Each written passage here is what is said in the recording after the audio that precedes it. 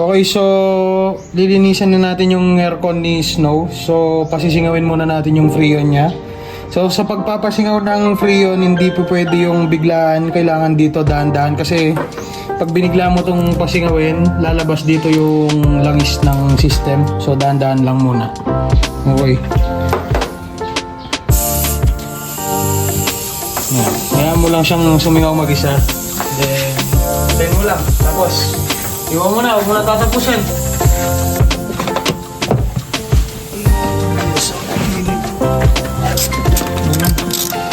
Dito?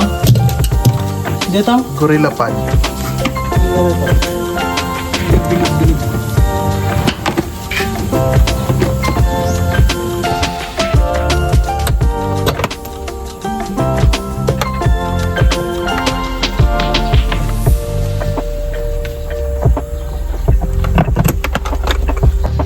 Okay, so next natin is yung mga fittings niya dito sa may evaporator. So tatanggalin mo lang tong dalawang to. Tapos wala na. Sira na yung aircon mo.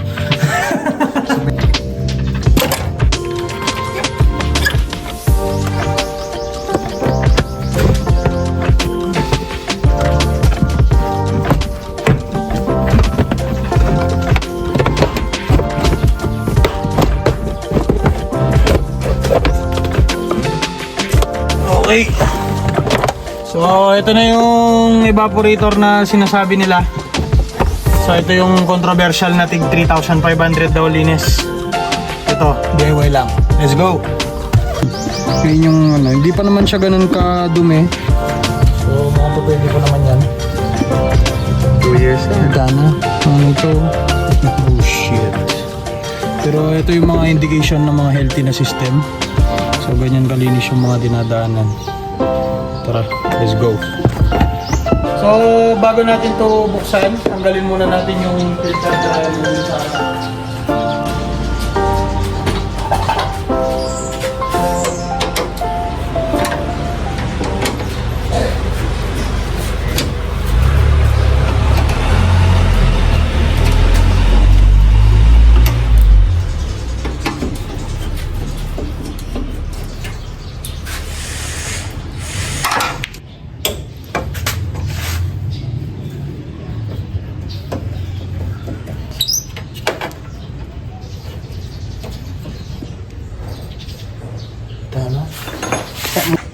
Okay, so yun, no, bali binabaklas ko yung dryer ng sasakyan ko. Ay, nahulog gagi. So habang binabaklas ko yung dryer niya, since sobrang tagal na nang nakastock, naputulan tayo ng tornilyo. Syempre, hindi natin gusto yung cable tie ang banat. So meron tayong extra condenser dito na galing sa binili nating Eurosar Plus. So ito, nakuha natin yung kanyang OEM na bracket. So dito yung nakalagay. Ayan. Dito yan. So ito yung isa sa atin. Dun siya. So yun, no, bali nabaklas na natin yung dryer niya. Dun tayo ngayon sa evaporator. Let's go. So ngayon, bubuksan natin yung kanyang evaporator. So tingnan nyo naman, napakadumi niya na. So swerte natin since 2K spec yung sasakyan natin, naka laminated na agad siya na evaporator. So silipin natin yung loob. Dito medyo malinis pa siya, oh. Pero dito hindi na. So buksan natin. Let's go.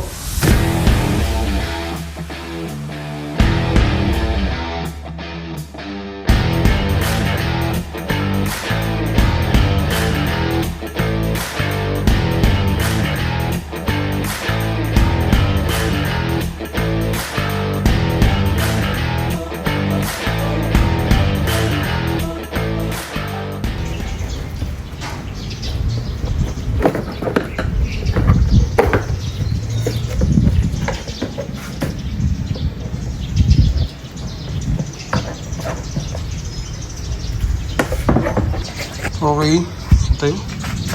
So dito tayo sa mga parts ng aircon dito. So ito yung pinaka thermistor na tinatawag. So ito yung nagsisense ng temperature ng aircon natin sa loob ng cabin. kapag okay na yung temperature niya, tsaka nito puputulin yung circuit ng AC system natin. So ito, lilinisan lang naman to ng pressure wash. Tatanggalin lang yung mga sheet niyang yan. Tapos babalik na dun sa loob. Let's go. Okay, so yun, no, bali na pressure wash na natin to ng konti. So pwede na muna yan. Ang main concern dito is yung naglalangis niya dito. So papalitan natin yung o-ring ng expansion valve niya. Let's go.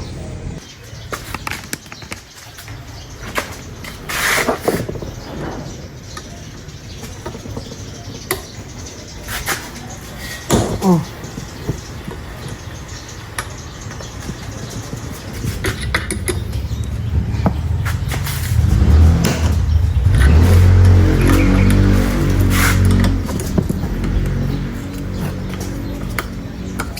Do I ask, bro? Kalau ba nebit ng garen jelly kayo ni boy? Yung.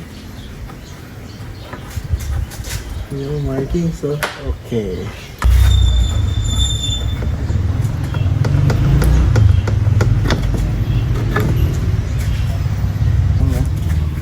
Yun yung naglalangis niya, no? Kanina sa harapan medyo mas marami. Palitan na natin yung o-ring niya. Let's go.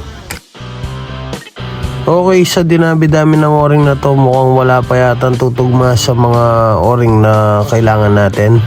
So yun, no, bali bili muna tayo ng pyesa dito sa may kanto kay Boss Erwin, pati itong filter dryer. Let's go. Tsaka isang pirasong o-ring. For service refrigeration. Let's go.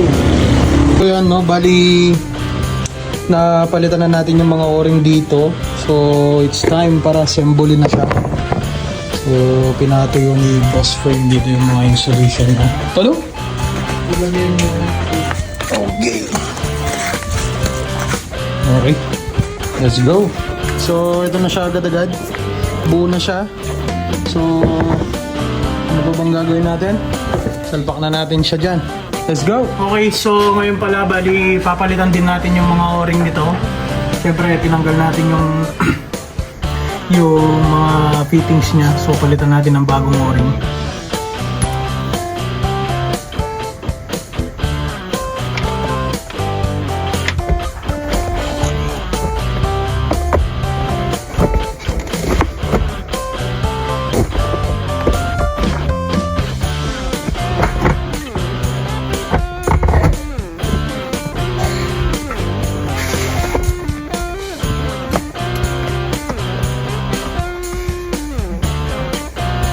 Huwag nyo rin kakalimutan to kasi malaking bagay din to.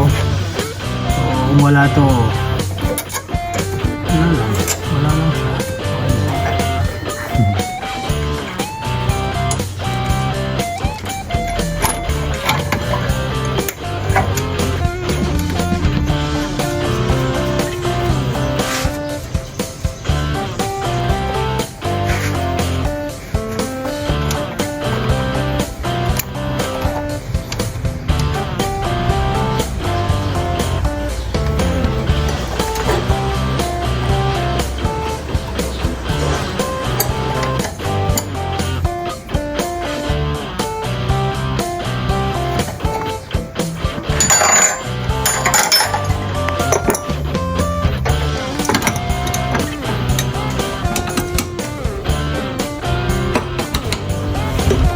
Okay, so ito na yung bago nating dryer, no? So sasalpak natin yan doon. Napalitan ko na rin yung mga o-rings niya. So ito na lang yung kulang tsaka yung bracket. Assemblein ko lang sandali. Let's go!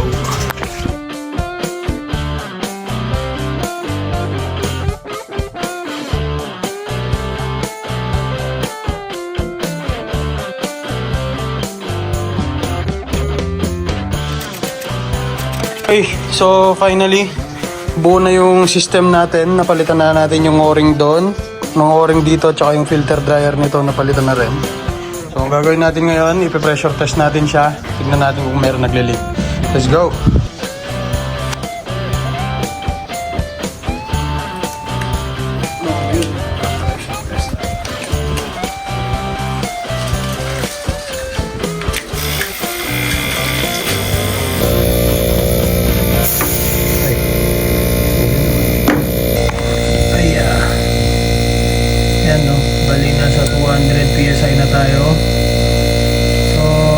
tayo ng konti dyan. Sarana natin. Konti pa, konti pa. Yan. Doon tayo sa may matamang buwet. Titingin. Yan. Ayaw. So, tandaan nyo na lang. Let's go. Yan, no? Bali mayroon tayong dalang soapy sponge. Soapy water. Yan, no? So, wala naman yata. Walang bubbles. Walang bubbles. Yan. Yo, babae ba? Eh, mga niya da magbabae. Sirahan nila yung mga lugar. Sirayapin ganyan. So yun, no? Check it out na lang natin. So far wala naman bumubula sa mga fittings natin. Check it out na lang natin mga 10 minutes kung bababa siya. Let's go. So habang binubuo natin, ay, hindi pala binubuo. So habang hinihintay natin yan kung bababa siya o hindi, ibuuin muna natin tong loob niya. Para mamaya, vacuum na lang tsaka freon na. Okay, let's go. So hindi na ako nag-video. Kung gusto nyo manood kung paano magbaklas ng glove box, tingnan nyo na lang sa YouTube. So yun, no? Kali dito na tayo sa harapan. Tingnan natin kung nagbababa siya. Siyempre, gawa ko yan. Siyempre, hindi naman bababa yan. Siya hindi bumaba. Okay, so ngayon, i-release natin yung pressure niya tapos babacuumin natin. Let's go. Okay, so yan, no? Bali, nag-vacuum na tayo.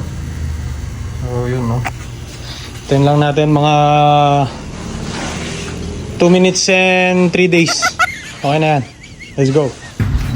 Okay, so tapos na natin siyang vacuum, no? Bali, isang indication pa na maglilig. Tataas to pa pabalik. Pero so far, pinressure natin hindi naman. So, saksakan na natin ang freon.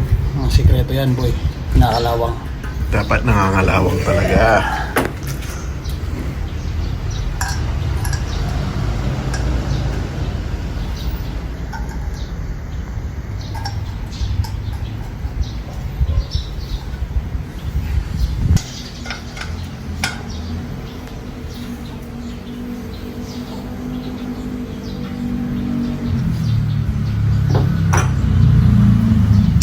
Ongoing na tayo, maandar na yung compressor natin.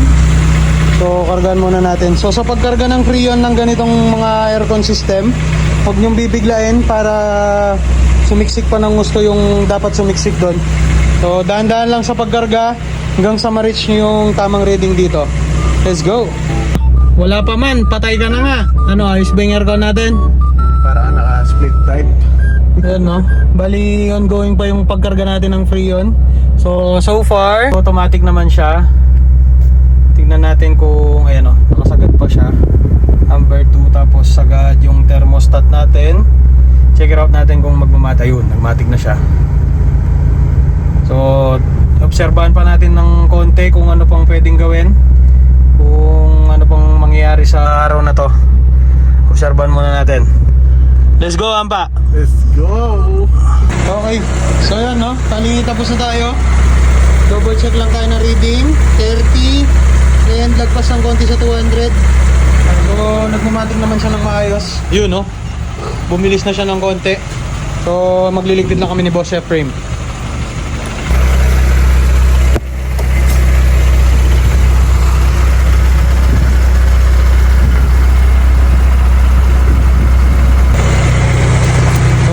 So officially, nagamit na natin ng gusto yung gauge natin. So dyan ka muna ulit, boy. Ayan.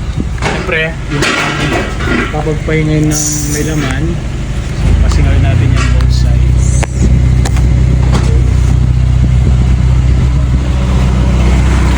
Okay, let's go! Okay, so Boss Efraim, anong masasabi mo sa ating air conditioning? Para pumasok sa walk-in freezer. So si Snow naman kasi, ever since pagkuha ko sa kanya, malamig naman yung AC niya. So sa totoo lang, naka-bypass lahat ng system niya nun. So literal na pagka hinayaan mong naka-on yung AC niya, kasi meron lang siyang toggle switch nun, so naalala ko eh. wala, hindi umaandar yung thermostat niya dito sa loob. Tapos yung mga fan niya nakarekta lahat. So literal na pagka hinayaan mong naka-on yung AC niya, mawawalan na ng buga yung mga blower niya dito since nag-yelo na yung loob. Wala nang makapag-pass na hangin. So ngayon, bumalik yung ganun niya na lamig, yung tipong talagang accurate itong kanyang thermostat. So yun, no, bali ito lang yung settings niya ngayon. Ganyan na thermostat, tapos number 2 na fan. So observe pa tayo ng konti kung ano pang better shit na magagawa natin sa kotse natin. Let's go!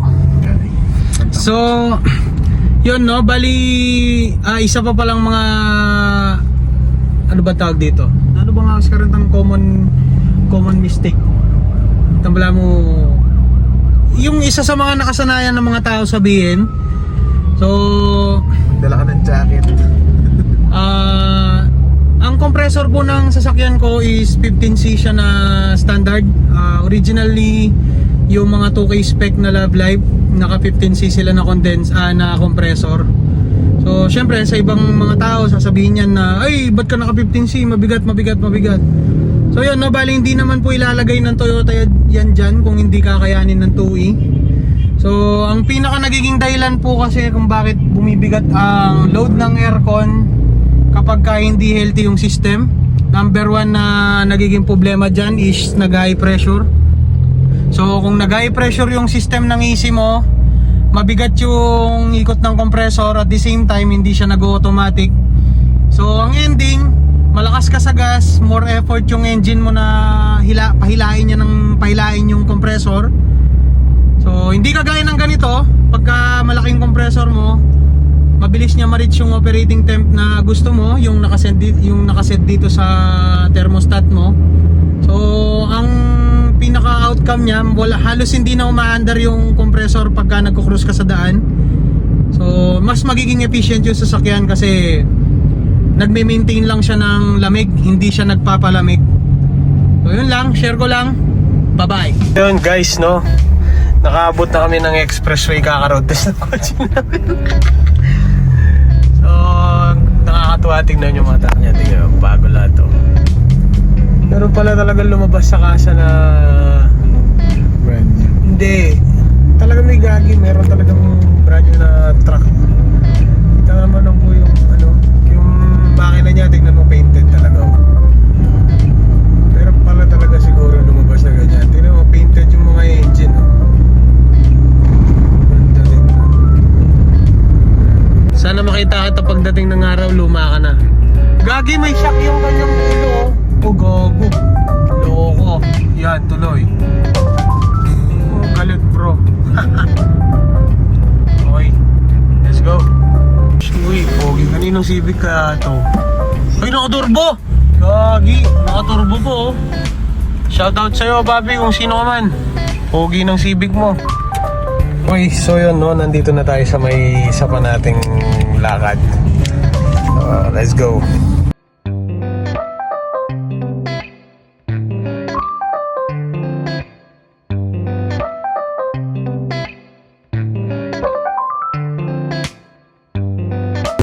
Ba't hindi siya wrinkle? Ba't yan? Okay, so mission failed tayo sa lakad natin dun sa medyo merong konting miscommunication. Hindi ko pa nakuha. Ito na lang abangan nyo. Kasi yung isa pa nating pupuntahan. Ito wala namang dito, pakita lang natin mamaya. Basta merienda muna kami, tapusin natin yung mga errands habang niro-road test natin yung aircon ni Snow. So far, ito na yung kanyang temp setting, naka-low for 53 na ng hapon.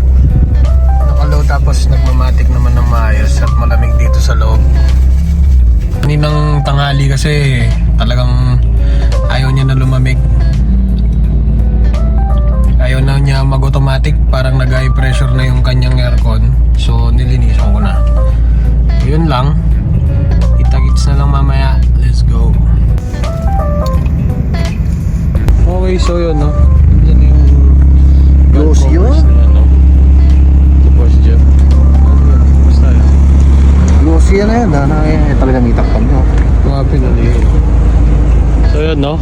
abangan nyo na lang yung next vlog natin.